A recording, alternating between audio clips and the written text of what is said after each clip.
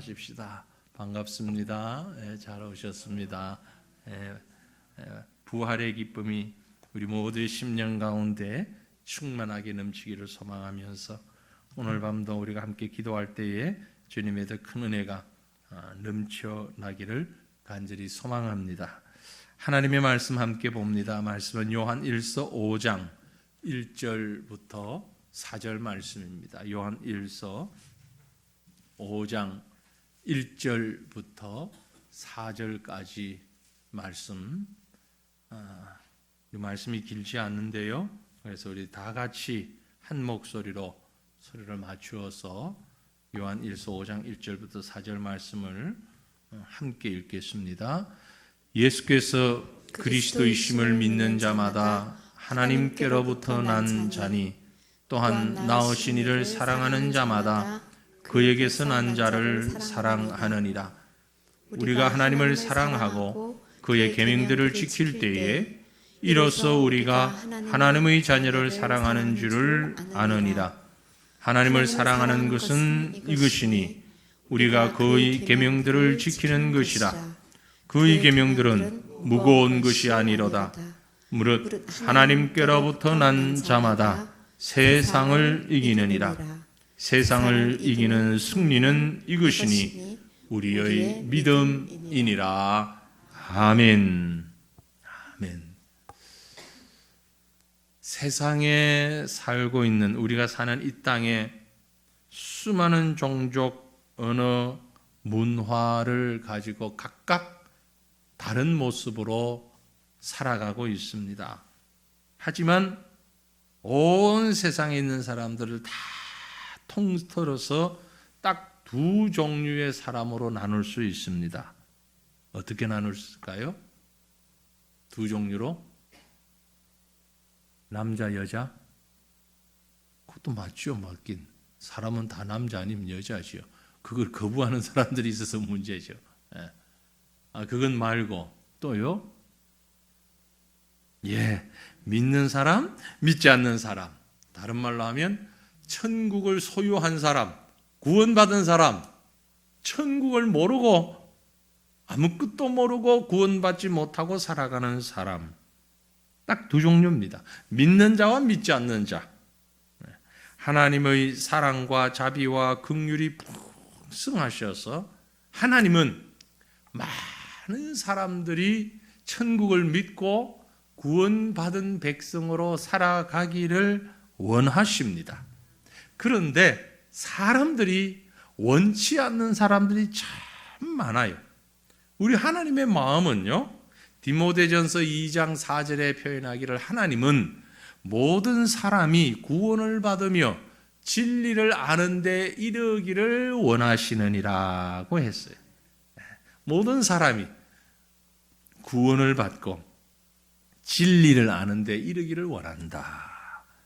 그런데 중요한 것은 이 구원을 어떻게 받느냐라는 것을 잘 모른다 얘기예요. 가르쳐줘도 몰라요. 말을 해도 몰라요. 말 안 하면 더 모르고 말하고 가르쳐줘도 몰라요. 누가 어떻게 해야 구원을 받습니까? 하나님은 모든 사람이 구원받기를 원하시는데 구원을 받기 위해서는 꼭 해야 하는 게 있습니다. 예수를 믿어야죠. 로마서 10장 13절에 기록하기를 누구든지 주의 이름을 부르는 자는 구원을 받는다 그랬습니다. 이 길 외에는 어떤 일도 없다. 어떤 방법도 없습니다. 내가 곧 길이요 진리요 생명이니 나로 말미암지 않고는 아버지께로 올 자가 아무도 없다. 주의 이름을 부르고 예수 그리스도를 통하여야만이 천국을 소유한 백성, 구원받은 백성으로 살아갈 수 있습니다. 믿습니까? 이게 바로 성경이 얘기하는 거듭난 자입니다. 그래서 다시 태어났다 그러잖아요. born again 했다. 다시 태어났다. 다시 태어나기 때문에 그가 천국을 소유할 수 있는 것입니다. 이건 제가 하는 얘기가 아니에요. 예수님이 직접 하신 말씀이에요. 요한복음 3장 3절에 보면 예수께서 대답하여 이르시되 진실로 진실로 너희에게 이르노니 네게 이르노니 사람이 거듭나지 않으면 본어게인 하지 않으면 중생하지 않으면 하나님의 나라를 볼 수 없다. 하나님의 나라를 볼 수 없는 자는 구원받지 못하는 것이죠. 그래서 아무리 재산이 많아도 공부를 많이 해도 아무리 똑똑해도 하나님의 나라를 볼 수 있는 것은 거듭나야만 하는 것입니다. 예수 그리스도를 믿고 거듭나야 하는 것입니다. 그러면 어떻게 해야 거듭납니까? 라고 제자들이 물었더니 예수님이 말씀하시기를 대답하시기를 똑같은 요한복음 3장 5절에 가보면 예수께서 대답을 하셨습니다. 진실로 진실로 내게 이르노니 사람이 물과 성령으로 하지 아니하면 하나님의 나라에 들어갈 수 없느니라. 물과 성령으로 하나님 나라에 들어가려면 거듭나야 되는데 거듭나는 방법은 물과 성령이다. 물은 세례를 의미하지요. 세례는 사실 성령 받은 자가 받을 수 있는 겁니다. 결국 거듭나는 것은 누가 한다? 성령께서 하시는 것이다. 세상 사람들을 딱 반을 나누어서 둘을 나누면 구원받은 자와 구원받지 못한 자가 있는데 구원받은 자는 물과 성령으로 거듭난 자예요. 구원받지 못하는 자는 그렇지 못한 자예요. 즉 믿는 자, 거듭난 성도는 성령께서 그 심령 가운데에 있는 자다라는 얘기입니다. 그러면 누가 거듭난 자고 누가 거듭나지 못한 자인지, 누가 성령의 지배를 받는 자이며 누가 성령의 지배를 받지 않는 자인지, 누가 구원받았으며 누가 구원받지 못한 자인지 어떻게 합니까? 그 특징을 오늘 금방 읽은 요한일서 5장에서 말씀하고 있습니다. 거듭난 성도의 특징, 거듭난 성도의 모습, 바로 이런 모습이다. 원하기는 이 자리에 있는 우리 모든 성도들 이 모습을 가지고 계시고 또 우리 주변에 많은 사람들이 이런 모습을 가지고 있기를 간절히 소망합니다. 그러기 위하여서 기도하는 밤이 되기를 원합니다. 거듭난 성도는 어떤 모습을 가지고 있어야 합니까? 믿음이 있어야 됩니다. 믿음. 거듭난 성도는 믿음이 있어야 돼요. 예수가 그리스도라고 하는 사실을 분명히 믿는 믿음, 예수가 나의 구원자라고 하는 사실을 분명히 믿는 믿음. 오늘 우리가 읽었던 말씀 1절을 다시 보면은요, 예수께서 그리스도이심을 믿는 자마다 하나님께로부터 난 자니, 하나님께로부터 났다는 얘기는 거듭났다는 얘기예요. 하나님으로부터 거듭난 자가 어떤 자이냐? 예수께서 그리스도이심을 믿는 자, 또한 나으신 이를 사랑하는 자. 우리가 신앙 고백하는 것이요, 우리가 예수를 믿는 것이 내가 믿는 것 같지만 사실은 내가 믿는 게 아니에요. 앞에서 말씀드린 대로 성령께서 우리에게 믿게 만드셔야 돼요. 때려서 어떤 압박을 가해도 믿으라고 그래도 그런다고 믿는 게 아닙니다. 그죠? 안 믿어져요. 안 믿어지는 걸 어떻게 믿습니까? 그런데 아무리 그렇게 압박을 가하지 않고 가만히 두어도 믿는 사람은 믿어요. 왜요? 믿어지니까 믿는 거예요. 우리가 잘 아는 대로 마태복음 16장에 보면 예수님이 제자들과 앉아서 대화하는 장면이 나오죠. 네. 예수님이 제자들에게 묻습니다. 사람들이 나를 누구라고 그러더냐? 세례 요한이요, 엘리야요, 선지자 중에 하나요, 뭐 예레미야요, 그렇게 얘기들 합니다. 그럼 너희는 나를 누구라고 생각하느냐?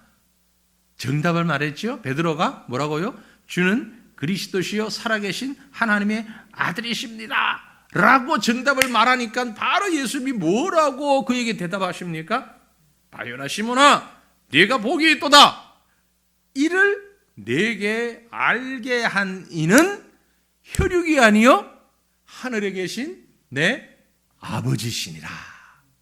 베드로가 이런 고백을 하게 된 것, 너 참 잘 배웠다. 누가 가르쳐주든, 형이 가르쳐줬니? 동생이 가르쳐줬니? 이웃 사람이 가르쳐줬니? 선생님이 가르쳐줬니? 혈육이 아니란 말이에요. 베드로가 그 고백을 하게 한 것은 사람이 한 것이 아니고 하늘에 계신 내 아버지시라. 다시 말해서 베드로가 예수님은 그리스도시요 살아계신 하나님의 아들이라고 당당히 고백한 것은 지식을 통한 고백이 아니라는 얘기입니다. 하나님 아버지를 통한 고백이라는 것입니다. 사실 그렇잖아요. 따지고 보면 우리가 2000년 전에 오신 예수님을 보지도 않았는데 어떻게 믿습니까? 어떻게 듣고 그가 하신 말씀을 다 믿습니까? 하나님께서, 하나님의 성령께서 우리의 마음을 움직여 주셔야 되는 것입니다. 그래서 거듭난다는 것은, 천국을 소유한다는 것은 믿음이 있는 자예요. 하나님이 나의 아버지이시다. 하나님이 내 마음을, 내 심령을 주관하신다라는 믿음이 있는 자입니다. 이게 거듭난 자의 표시입니다. 하나님이 주시는 믿음, 그 믿음을 소유하는 저와 여러분 되시기를 간절히 바랍니다. 고린도후서 13장 5절에 보니까 너희는 믿음 안에 있는가 너희 자신을 시험하고 너희 자신을 확증하라 그랬어요. 너희 자신을 시험해봐라 그랬어요. 내가 과연 믿음 안에 있는가? 예수 그리스도께서 너희 안에 계신 줄을 너희가 스스로 알지 못하느냐? 그렇지 않으면 너희는 버림받은 자라. 내 안에 예수 그리스도가 계신가 아니 계신가? 교회를 나오고 안 나오고가 문제가 아니에요. 내가 어떤 직분을 받았느냐가 문제가 아니에요. 내 속에 예수 그리스도가 계시냐 안 계시냐? 하나님의 성령께서 나를 움직이고 계시냐 아니 계시냐? 이 믿음이 나에게 있는가 아닌가? 이게 바로 거듭난 자의 표시다 이 말이에요. 우리가 믿는 자라고 하면서 하나님의 말씀을, 하나님의 뜻을 게을리 생각하고 우리 속에 늘 불안해 있으면 내가 과연 천국 갈 수 있을까? 내가 과연 구원받을 수 있을까? 내가 하나님 백성 될 수 있을까? 이미 우리는 되었는데, 이미 성령께서 내 속에 와 계신데, 여러분 염려하지 마시기를 바랍니다. 헛된 근심 가운데 있지 마시기를 바랍니다. 믿는 자는 근심을 떨쳐버리는 자예요. 믿는 자가 근심을 그대로 가지고 있는 것은 그 믿음이 연약하다는 얘기입니다. 여러분 가운데 근심이 마음속에서 떠나지 않는 분들은요, 하나님의 성령께서 내 마음을 다스려 달라고 기도하시길 바랍니다. 하나님의 성령께서 내 마음의 주인 되어 달라고 기도하시길 바랍니다. 그 기도가 주님 앞에 상달될 때에 거듭난 자의 모습을 가질 수 있는 것입니다. 이렇게 하나님의 성령이 내 속에 계시면 당당하게 세상을 향하여서 근심이 아닌, 두려움이 아닌 승리의 자신감을 가질 수가 있는 겁니다. 우리가 읽었던 본문 말씀 4절 보면 뭐라고 기록되어 있습니까? 하나님께로부터 난 자마다 어떻게 한다? 세상을 이긴다. 어떻게 이기느냐? 싸워서 이기느냐? 세상을 이기는 승리는 이것이니 무엇이다? 우리의 믿음이다. 믿음으로 세상을 이기는 것이지 다른 것으로 세상을 이길 수가 없습니다. 그 믿음으로 세상을 이긴다는 것은 바로 내 속에 하나님이 함께 계신다는 얘기예요. 하나님이 함께 계신다. 믿음은 하나님을 믿는 자, 하나님으로부터 거듭난 자의 특징입니다. 이렇게 믿음을 가지고 있는 자의 또 다른 특징이 있는데, 믿음이 있으면 곧 바로 무엇이 따라서 나오는가? 바로 회개가 있어요. 거듭난 자에게는요, 회개가 따라옵니다. 회개가. 왜 그럴까요? 거듭나게 되면 하나님을 믿게 되니까 그 하나님 앞에 내가 드러나잖아요. 하나님을 모를 때는 내가 누군지를 잘 몰라요. 나를 몰라요. 내가 안 보여요. 그런데 하나님 앞에 서게 되면 내가 보여요. 내가 보이면 나의 모습이 어떤 모습이 보입니까? 죄악된 모습이 보이잖아요. 나의 죄인된 모습이 보이잖아요. 죄인된 모습이 보이는데 내 속에 하나님이 계셔요. 그럼 자연스럽게 회개할 수밖에 없는 거예요. 회개는 성령으로 거듭난 자의 증표입니다. 믿음의 사람은 반드시 회개가 있어요. 회개하지 않은 믿음의 사람은 존재할 수가 없어요. 왜냐하면 그 믿음은 우리를 회개하게끔 방향 전환을 시킵니다. 보여줍니다. 하나님의 사람으로서 가장 기초적인 모습이 바로 이 모습인 것이죠. 볼까요? 우리 2절, 3절, 우리가 읽었던 2절, 3절 같이 한번 다시 읽습니다. 우리가 하나님을 사랑하고 그의 계명들을 지킬 때에 이로써 우리가 하나님의 자녀를 사랑하는 줄을 아느니라. 하나님을 사랑하는 것은 이것이니 우리가 그의 계명들을 지키는 것이라. 그의 계명들은 무거운 것이 아니로다. 아멘. 하나님으로부터 거듭난 자는 그의 계명들을 지켜라. 지키는 것이 당연하다. 그런데 우리는 그 계명들을 다 지키질 못했습니다. 그러니 뭐 해야 됩니까? 회개해야 되는 거죠. 당연히 회개해야 하는 것이죠. 이렇게 회개하는 믿음으로 구원받아야 되는 것입니다. 구원받은 자는 회개하는 것입니다. 그래서 세례 요한이 요단강에서 제일 먼저 한 일성이 뭡니까? 회개하라, 천국이 가까웠다. 예수님이 요단강에서 세례받고 올라오셔서 제일 먼저 하신 말씀이 회개하라, 천국이 가까웠다. 하나님의 나라가 가까이 왔다. 그러므로 회개한다는 것은 불신자만이 아니고 신자들도 매일같이 하나님 앞에서 회개의 눈물을 흘리며 회개의 시간을 가지며 회개의 심령을 가지며 살아가는 것입니다. 그때의 참된 기쁨이 우리에게 있어요. 회개하지 아니한 기쁨은 진짜 기쁨이 아니에요. 그건 표면적인 기쁨이에요. 아주 순간적인 기쁨이에요. 그러나 회개한 자가 누리는 기쁨은 완전한 기쁨입니다. 영원한 기쁨이에요.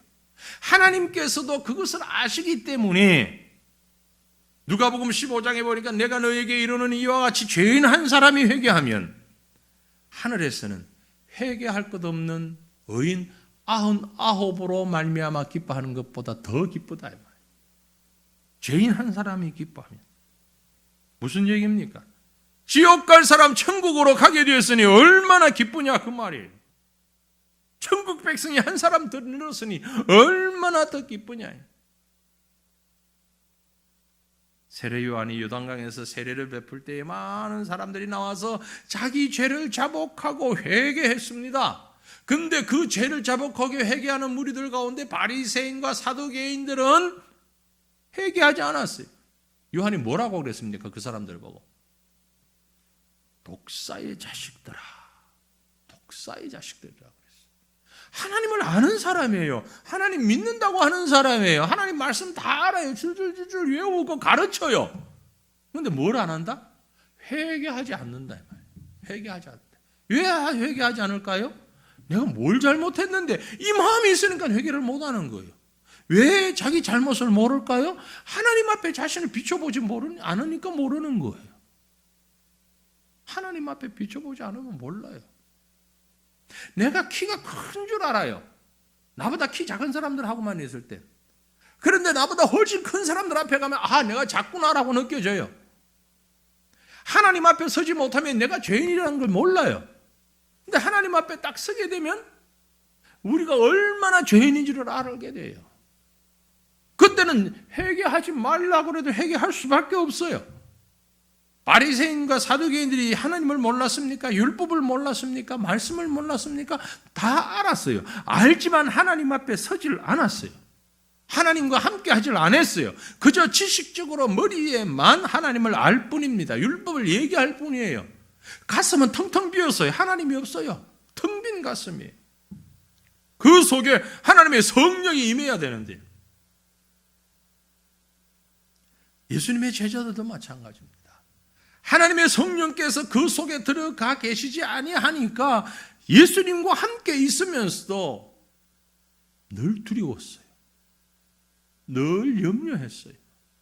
아주 바람만 불어도 서스러치게 놀랐어요. 그래서 예수님 십자가 지실 때 옆에 한 사람도 없었어요. 다 도망가거나 멀찍이 쳐다보고 있었어요. 그러나 오순절 성령 강림 사건을 통하여서 그 10년 가운데 성령이 들어가니까 성령으로 믿음이 확인되니까 하나님을 보게 되고 하나님 앞에 내가 얼마나 연약한 자인지를 깨닫고 회개할 때에 그들이 변화됐어요. 놀랍게 변화됐어요. 베드로가 변했고요, 요한이 변했고, 야고보가 변했어요. 나중에 베드로가 예수 그리스도의 말씀을 전합니다. 전할 때에 베드로가 설교를 하면은요, 많은 사람들이 그 앞에 와서 듣습니다. 베드로의 설교가 뭔 줄 아세요? 사도행전 읽어보면 너희가 십자가에 못 박은 이 예수를 하나님이 주와 그리스도가 되게 하셨다. 그분이 하나님의 아들이다. 아주 직선적입니다. 너희들이 하나님의 아들을 죽였다. 바로 그 자리에 그 예수님 십자가에 못 박으라고 고함쳤던 사람들이 있으니까. 생각해 보세요. 베드로가 겁을 내어가지고 도망다니다가 부인하고 그랬잖아요. 나 예수 모르는 사람이라고 발뺌하고 이랬잖아요. 그랬던 베드로가 하나님의 성령이 그 속에 들어오시고 성령의 사람이 되니까 이거 내가 잘못했구나. 회개한 거예요. 내가 잘못했구나. 그래서 담대하게 그 사람들 앞에서 너희들이 죽인 그 사람이 바로 하나님의 아들이다. 설교를 듣는 사람들이 저놈 죽여라 그랬습니까? 어땠습니까? 아니에요. 여러분 사도행전을 잘 읽어보셔요. 사도행전 2장을 읽어보시면 베드로가 그렇게 설교할 때 저놈 죽여라 그러지 않았어요. 베드로가 직설적으로 너희들이 하나님의 아들을 죽였다 그러니까 이 사람들이 어떻게 반응하는 거니까 가슴을 치면서 회개합니다. 우리가 어떻게 해야 됩니까? 어찌해야 됩니까? 그때 베드로가 하는 얘기가 뭡니까? 사도행전 2장 38절을 보면 너희가 회개하여 각각 예수 그리스도의 이름으로 세례를 받고 죄사함 받아라. 그리하면 성령을 선물로 받으리라. 물과 성령으로 거듭나야 된다. 그 말씀을 하고 있는 거예요. 그랬더니 몇 명이나 회개하고 돌아왔다고요? 3,000명씩이나 회개하고 돌아왔다. 이런 기적이 나타나는 거예요. 이런 역사가 나타나는 거예요. 하나님의 성령에 사로잡힌 믿음의 사람으로 인하여서 놀라운 변화가 일어나게 되는 것입니다. 그러므로 사랑하는 성도들이여, 우리가 하나님 앞에 기도하고 싶은 것은 하나님, 우리에게 믿음을 주시옵소서. 이 믿음은 내가 공부한다고 되는 것도 훈련한다고 되는 것도 아니고 하나님의 성령께서 내 마음에 오셔서 나를 다스려 주실 때 그 믿음이 나를 다스리게 하시고, 그래서 내가 하나님 앞에 설 때 내가 얼마나 죄악된 자인가를 바라보게 하시고 날마다 하나님 앞에서 회개하며 하나님의 능력을 구할 때에 하나님의 성령께서 나를 온전히 주관하시고 다스려 주시는 참된 믿음의 사람의 삶을 살아갈 수 있게 하옵소서. 이것이 저와 여러분의 끊임없는 평생의 기도가 되어주기를 간절히 바랍니다. 이 시간에 우리 한번 같이 기도하겠습니다. 하나님, 거듭난 자, 우리가 천국을 소망하는 자, 이 분명한 믿음을 가지고 구원의 소망을 붙잡고 날마다 회개하는 삶을 살아가게 하옵소서. 하나님은 우리에게 구원을 약속해 주셨습니다. 하지만 우리의 삶은 늘 죄악된 세상에서 살아가고 있습니다. 믿음으로 주님을 고백하며 엎드려 기도하는 것이 우리의 모습 되게 하시고, 이것이 바로 성도의 모습 되게 하시고 나의 모습이 되게 하옵소서. 이 믿음을 우리에게 주시옵소서. 이처럼 성령으로 충만한 우리의 심령이 되게 해달라고 이 시간 우리 간절한 마음으로 주님을 부르짖고 함께 기도하겠습니다. 주여, 주여. 오 하나님의 성령이여, 하나님의 성령이여, 우리 가운데 임하시옵소서. 우리를 다스려 주시옵소서. 우리에게 믿음을 허락하여 주시옵소서. 주님이 주시는 온전한 믿음, 생명력 있는 믿음, 능력의 믿음, 그 믿음을 우리로 하여금 가지고 믿음의 지배를 받으며 성령의 지배함을 받으며 살아가는 진정한 믿음의 사람의 모습을 가지고 천국 소망하며 나아가는 저희에게 허락하여 주시기를 원합니다. 하나님을 알게 될 때에, 성령의 다스림을 받게 될 때에 내 자신이 얼마나 추한 죄인이며 얼마나 완악한 죄인이며 얼마나 하나님 앞에서 회개할 것이 많은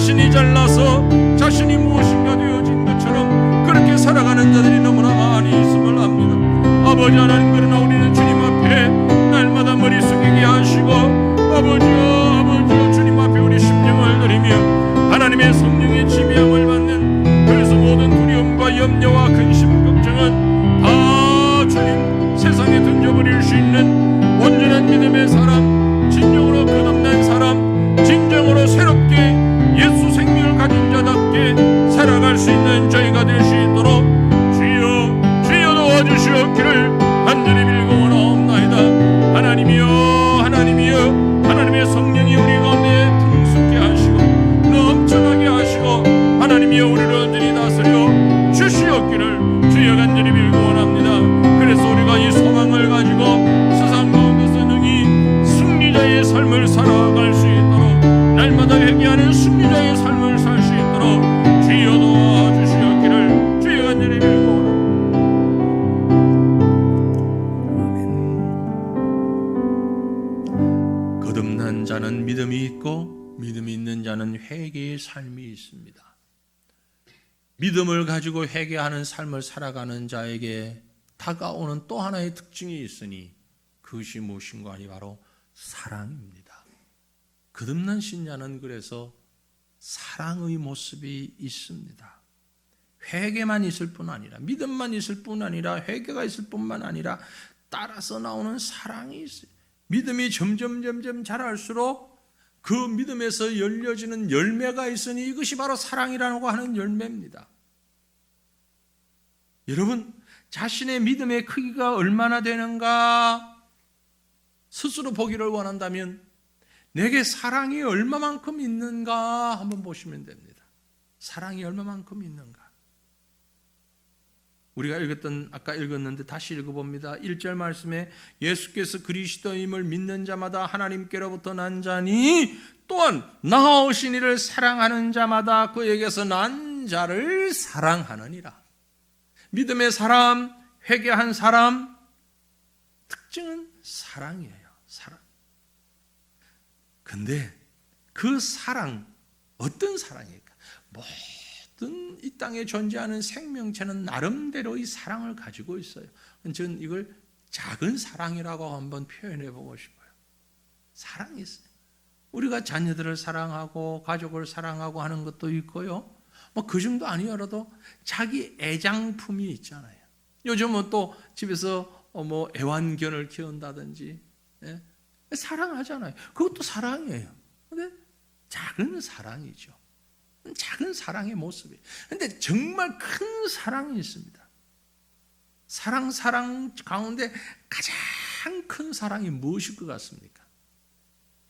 영혼을 불쌍히 여기고 그 영혼이 구원받게 되는 곳에 이르게 하는 사랑이에요. 이보다 더 큰 사랑은 없어요. 억만금을 준다 해도 사랑이라고 그러니까 내가 밥을 해줘야 되는가, 커피를 사줘야 되는가, 그것도 사랑이겠죠. 그러나 그건 작은 사랑들이에요. 그 전체를 덮을 만한 큰 사랑은요, 바로 영혼 구원의 사랑입니다. 거듭난 신자는, 천국을 소망하는 신자는 바로 그 사랑이 심령 가운데 있어요. 그래서 사람을 볼 때마다 제일 먼저 생각나는 것이 저 사람은 구원을 받았을까?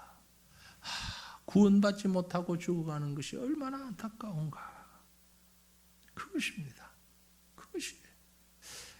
이런저런 모습 가지고 살아가지만 여러분, 세상을 이제 떠날 때가 되면 다 넣고 가잖아요. 그죠? 다 넣고 가요. 아무리 떵떵거리든 대단한 성격이 있고 권세도 있고 파워도 힘이 있고 뭐가 있어도 세상 떠날 때 보면 다 내려놓고 떠납니다. 아무 힘 없어요. 아무것도 가져가지 못합니다. 그런데 순식간에 그 시간이 온다는 거죠. 그래서 중요한 것은 우리에게는 영혼 구원이라는 것입니다. 그 영혼에 대한 사랑이 있으면은요, 원수도 사랑스러워 보여야 되는 거예요. 원수도 사랑스러워 보여야 되는 겁니다. 늘 느끼는 것이지만 선교, 전도, 그 원동력이 뭐냐면은 바로 사랑이에요. 사랑이 없으면은요, 아무리 선교를 많이 하고 크게 하고 멋지게 하고 전도를 아무리 많이 해도 사랑이 없으면 아무 필요가 없어요. 그리고 아무 결과도 얻을 수가 없어요. 우리가 읽었던 요한일서 조금 지나갔는데요, 3장에 보면 요한일서 3장 10절에 이렇게 말씀합니다. 이러므로 하나님의 자녀들과 마귀의 자녀들이 나타나나니. 그랬죠? 우리 세상에는 딱 둘로 나뉘어진다고, 구원받는 사람과 구원받지 못하는 사람. 무릇 의를 행치 아니하는 자는, 또는 그 형제를 사랑치 아니하는 자는 하나님께 속하지 아니하였다. 하나님께 속하지 아니하였다. 이 형제는 누굽니까? 내 혈육을 얘기하는 것이 아닙니다.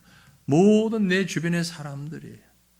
거듭난 신자의 관심사는 그래서 항상 내 곁에 있는 혹은 이 땅에 있는 이 영혼들이 구원받을 수 있느냐에 우리의 관심이 달려 있어요. 요즘 우리 선교 어떤 그 행사에 가면 많이 나오는 단어가 이제 선교적 교회 뭐 이런 얘기를 합니다. 선교적 교회, 선교적 목회. 무엇이 선교적이냐? 뭐 여러 가지 해석을 많이 합니다. 그 말에 따라서 과거에는 또 다르게 해석을 했다가 요즘은 또 다르게 해석을 하고 막 해석을 합니다. 그래서 어떤 분은 선교적 교회라는 말은 너무나 혼란스럽고 또 이것이 의미가 잘못 전달될 수 있다. 그래서 말을 바꾸자. 어떻게 바꾸냐? 선교하는 교회. 그렇게 바꿔야 된다. 그러니까 선교적 교회든 선교하는 교회든 그것이 문제가 아니고 제가 볼 때는요. 그 속에 선교를 하든 봉사를 하든 헌신을 하든 무엇을 하든 그 속에 사랑이 있냐 없냐예요. 사랑이 있냐 없냐. 세상은요. 그걸 그 속에 있는 사랑을 인정을 하지 않고 겉으로 나타나는 모습만 자꾸 인정을 해요. 겉으로 나타나는 모습. 이번 부활절에 우리 과천시 기독교연합회에서 우리 불우한 어렵게 사는 이웃들을 위해서 500만 원을 이렇게 기탁금을 냈거든요. 그날 나온 헌금 플러스 알파 해서 그 새벽 예배 때 500만 원이 안 나와요. 500만 원 나왔던 적이 없어요. 200만 원 조금 더 넘게 나오고 늘 그 정도였기 때문에 이번에 아예 예배를 우리 행사를 시작하기 전에 임원회에서 먼저 얼마가 나오든 500만 원 맞춰서 우리가 드립니다. 그리고 딱 준비해서 왔거든요. 그래서 그걸 이제 부활절 새벽에 드리고 나니까 이제 지역 신문에 경기도 이런 신문에 확 났어요. 기사가 보도가 다 됐어요. 그러면서 그 기사들이 보도되는데 뭐라고 또 달리냐면은 작년에는 코로나로 인하여서 부활절 예배를 드리질 못했는데 과천시 기독교연합회에서는 1,000만 원을 기탁한 적이 있다. 그래서 금년에는 또 500만 원을 냈다. 작년에 사실 1,000만 원 모아서 했거든요. 상품, 지역 상품권 사서 어려운 분들에게, 과천에 있는 분들에게 나눠 드렸습니다. 상인들도 살고 그것도 그 어려운 분들도 도움을 받고. 그러니까 신문 기자들이 보도하는 내용은 뭐냐면은 작년에 얼마 했고 금년에 얼마를 냈다. 그래서 이렇게 이웃을 위한 일을 했다. 그것까지예요. 뭘 모릅니까? 그 속에 있는 사랑을 모른다. 우리가 왜 하는지, 괜히 이름 내려고 하는지 아닌데, 이름 내려고 하는 게 아닌데 어떻게 하든지 이 지역에서 예수를 모르는 사람들에게 좀 따뜻한 마음을 전달해서 그 사람들이 예수 믿고 구원받게 되는 것이 우리의 목적인데, 물론 기독교 신문이 아니니까 그것까지는 쓸 수가 없는지는 모르지만 우리의 목적은 그것이잖아요. 예수 믿게 만들어서 영혼 구원 받는 것인데, 여기까지 가지 않으면 그건 교회만 하는 게 아니라 불신자들도 얼마든지 합니다. 사업가들도 해요. 우리는 똑같이 그것 가지고 사랑이라고 말할 수는 없어요. 돈 얼마를 줬다, 이게 사랑 아니에요. 그 영혼이 구원받는 데까지 이르도록 하는, 이것이 사랑입니다. 성령으로 거듭난 믿음의 사람은요, 그 속에 날마다 영혼을 바라보는 사랑이 있어요. 그 사랑의 표준이 뭐냐? 기준은 바로 예수님입니다. 예수님. 주님께서 우리에게 주셨던 모든 말씀들을 총정리해가지고 구약과 신약을 총정리해서 뭐라고 말씀하셨습니까? 새 계명을 너희에게 주노니 서로 사랑하라. 내가 너희를 사랑한 것 같이. 이 말씀이 중요해요. 내가 너희를 사랑한 것 같이 너희도 서로 사랑하라. 주님이 우리를 어떻게 사랑하셨습니까? 그것처럼 사랑하라고 했잖아요. 주님에게 돈 받았습니까? 예수님이 우리에게 돈 주셨나요? 예수님이 우리에게 뭐 밥을 사주셨어요? 아니잖아요. 예수님 우리에게 어떻게 사랑해 주셨습니까? 자기 생명을 주시면서까지 우리를 구원받게 하셨잖아요. 십자가의 보혈로 우리를 구원받게 하신 거예요. 그렇게 우리도 사랑하라 이 말이에요. 형제를 사랑하는데, 서로 사랑하는데 영혼 구원을 위해서 사랑하라 그 말씀이에요. 성령으로 거듭났을 뿐만이 아니라 은혜 받은 자는, 천국을 소망하는 자는 자신의 죄를 돌아보고 내가 이랬던 것처럼 또 저 영혼들도 주를 알지 못하고 역시 멸망의 자리로 나아가는구나. 그 영혼을 사랑하며 그 영혼이 구원받을 수 있도록 최선을 다하는 거예요.